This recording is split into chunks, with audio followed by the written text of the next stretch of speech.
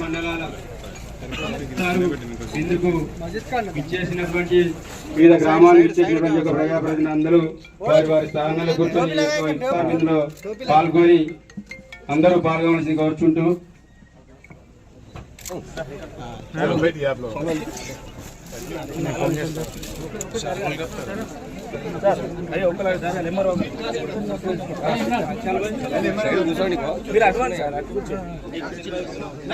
MPP గారు, RDO గారు, RI గారు దయచేసి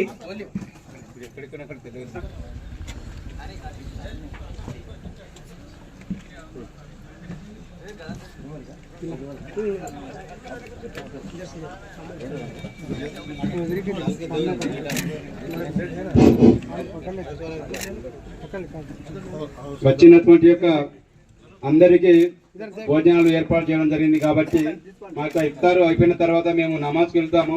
మిగతా వచ్చినటువంటి ప్రజాప్రతినిధులు మీకు అక్కడ కేటాయించినటువంటి స్థానంలో కూర్చొని మీకు శుభ్రంగా భోజనం చేసి వెళ్ళవలసిందిగా కోరుచున్నాం.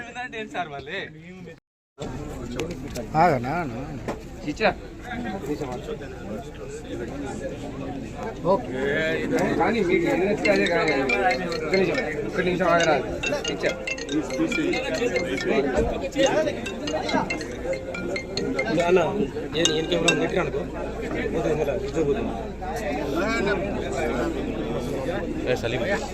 ఇదేమని కర్రీ అన్నకి అన్నకి అన్న తినాక ఇది ఇది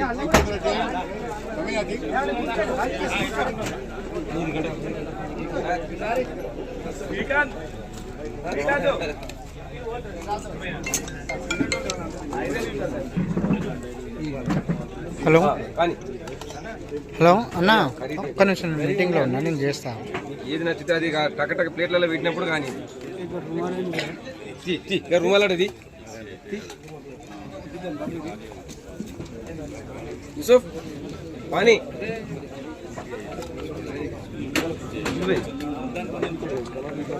ఇప్పుడు ఒక క్యాన్ తీసుకుని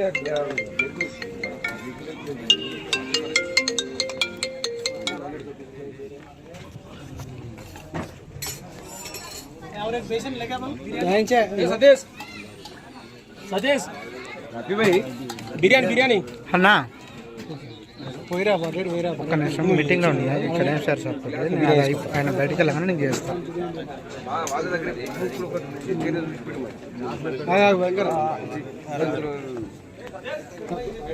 ముస్లిం సోదరులందరూ అత్యంత భక్తి శ్రద్ధలతో నిర్వహించుకునే పండుగ రంజాన్ పండుగ. ఈ రంజాన్ పండుగ సందర్భంగా దాదాపు 1 నెల రోజులు ఉపవాస దీక్షలను బట్టి అల్లాహ్ పైన భక్తి విశ్వాసాలతో ప్రార్థనలు చేసి ఈ సమాజం బాగుండాలి, ఈ దేశం బాగుండాలి, ఈ ప్రజలు బాగుండాలని పవిత్రమైన మనస్సుతో పూజలు చేసే మాసం రంజాన్ మాసం.